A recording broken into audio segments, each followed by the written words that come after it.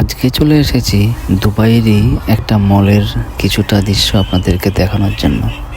তো চলুন বন্ধুরা, আপনাদেরকে দেখাতে থাকি দুবাইয়ের মলের কিছুটা দৃশ্য।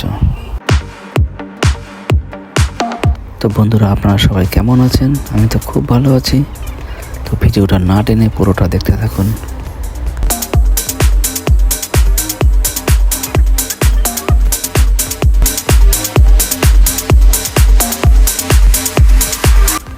ইলেকট্রিক জিনিসের দাম তো কম হলেও সুইটের দাম কিন্তু এখানে আকাশ ছোঁয়া।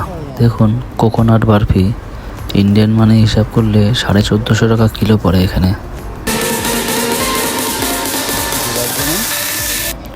গোলাপ জামুন দেখুন, এক একটা পিস ইন্ডিয়ান মানি হিসাব করলে 51 টাকা করে পড়ে।